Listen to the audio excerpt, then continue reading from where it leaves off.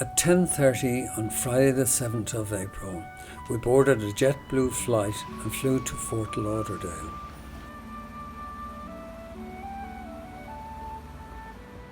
Since we arrived before the ship became available, we passed a few hours at the local casino before eventually boarding the ship.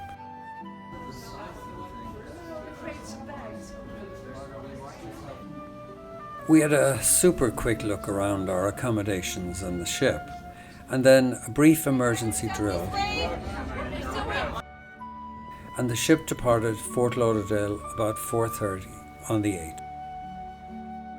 The Eurodam was headed for a 16-day Caribbean and Pacific cruise, including a Panama Canal transit, a first for the 8-year-old ship. The ship, built in Italy and launched by Queen Beatrix of the Netherlands, carried 1,900 passengers and 900 crew. So our first 2 days were at sea, and we spent time getting to know the ship and getting into its rhythms. At 86,000 tons and 935 foot in length, the ship was a reminder of how magnificent these modern ships can be. Loaded with art, great restaurants, and multiple entertainment spaces.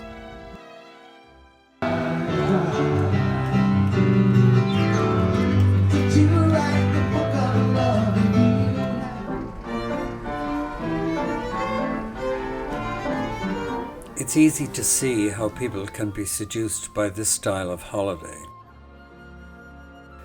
The crew was mostly Indonesian or Filipino, and they were uniformly pleasant and smiling.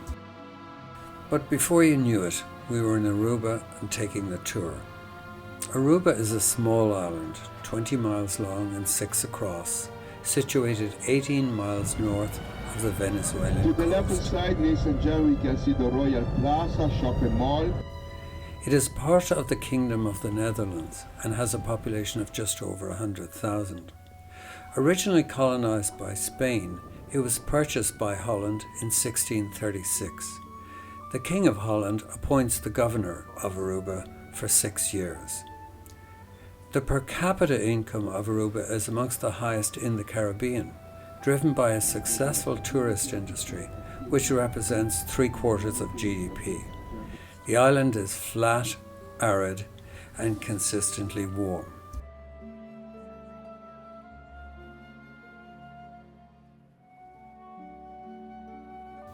But that was enough of Aruba. We were heading out, and it was time to train the barman how to make a sidecar.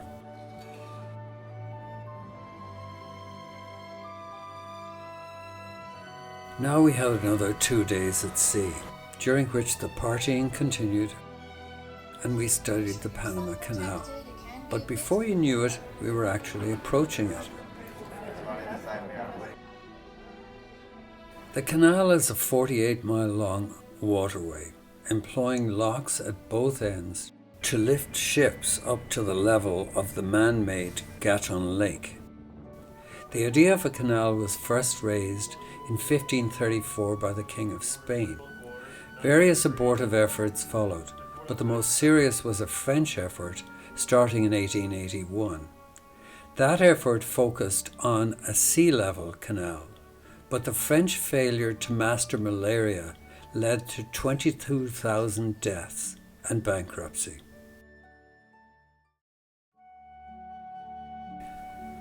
Theodore Roosevelt assisted a rebellion by Panamanians to gain independence from Colombia, to the point of sending US warships to prevent Colombian troops from putting down the rebellion.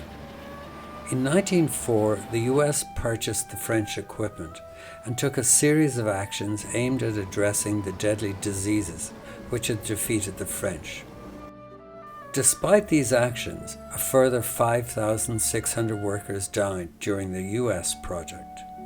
The canal construction was completed in 1914, enabling ships to save 7,800 miles to reach either ocean. It cost the US the equivalent of $8 billion in today's money. In 1994, the Panama Canal was chosen as one of the 7 wonders of the world.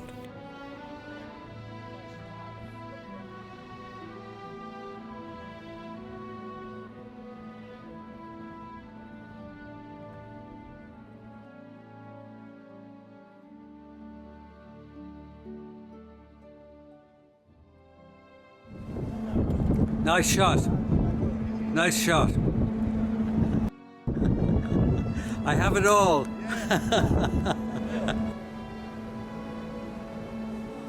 Today, more than 14,000 vessels traverse the canal each year, and since 1999, the canal has been controlled by the Panamanian government. But now it was time for us to head into the Pacific and get back to partying.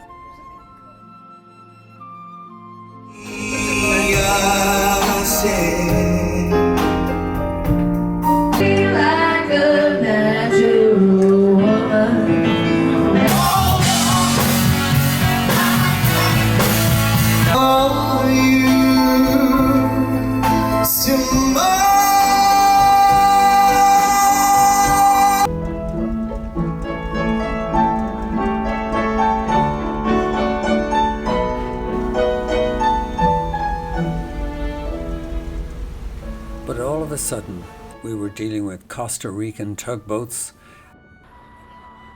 Costa Rica is an interesting country of 4.5 million people.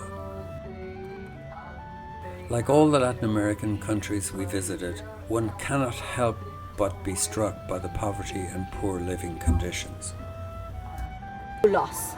So the termite is gonna get the cellulose already processed to be digested. Nevertheless, the Civil War of 1948 led to a stable democracy which has persisted for 14 presidential elections. That one? Yes. That's a squirrel cuckoo. It's a parasite bird. And which has created a remarkably egalitarian society, poor by US standards, but one of the highest standards in Latin America. High also in the Index of Human Development, which includes things like education. The country is also unusual in that it has no army.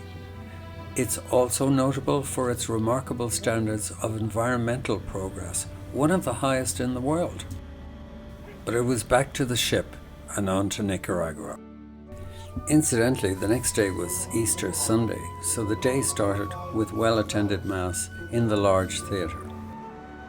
Nicaragua, in contrast to Costa Rica, is one of the poorest countries of Latin America, and that becomes obvious as soon as one gets on the road. A former Spanish colony, since independence in 1821, it's had multiple periods of dictatorship and fiscal collapse. It's had a very troubled 20th century, including occupation by US Marines in response to internal instability from 1909 to 1932, and most recently endured a revolutionary period from 1960 to 1990 between the long-standing corrupt Somoza regime and the Marxist Sandinistas. In Nicaragua, Margaret stayed home and I did a run to the former capital city of León, rebuilt after a series of earthquakes in 1610 destroyed the original location.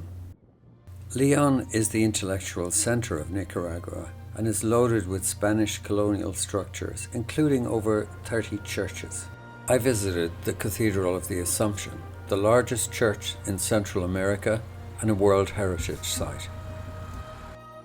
Then I wandered around for a while,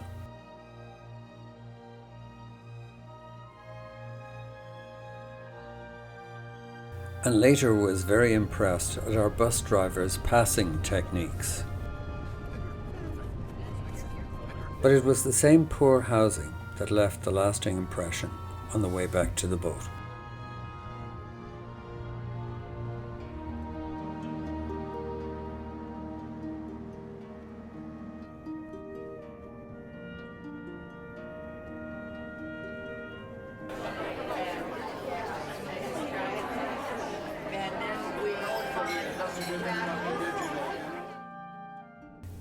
So again, before we knew it, we were dealing with Guatemalan tugboats, landing at the attractive port town of Puerto Gazelle.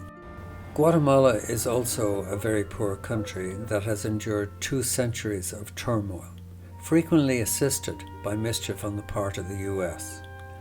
Most recently, from 1960 to 1996, the country endured a bloody civil war between a US-backed government and leftist guerrillas, including genocidal massacres of the Maya population and widespread torture. Most of the human rights violations were carried out by government forces, and numerous former heads of state have been indicted or are under trial. Since the United Nations brokered peace agreement in 1996, Guatemala has made economic and democratic progress, but remains almost at the bottom of the human development criteria and heavily troubled by crime, drug trade and poverty. We visited the city of Antigua, a UNESCO World Heritage Site and former capital of the Kingdom of Guatemala. The city is famous for its well-preserved Spanish Baroque architecture and ruins of colonial churches.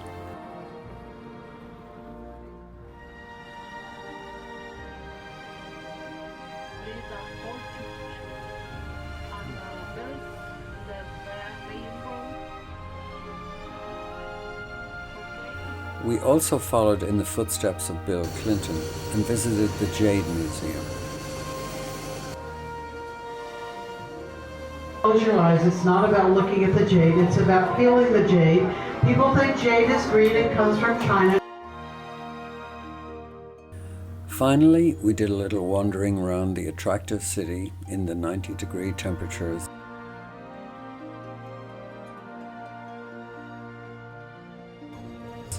And then headed back to the ship.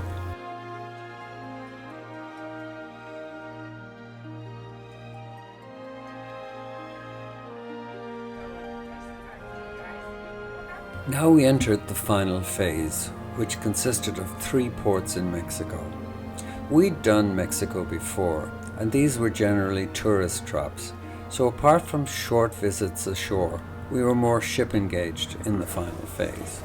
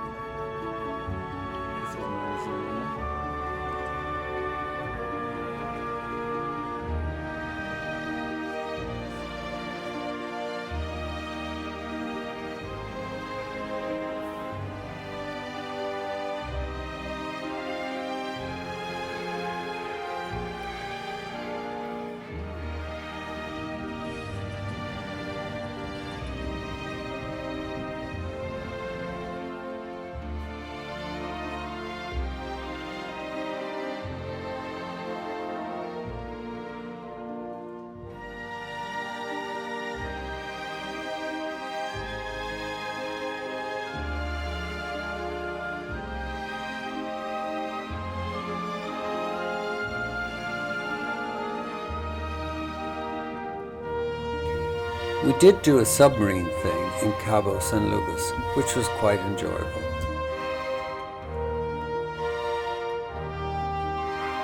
So every time, everywhere that I go, you guys see.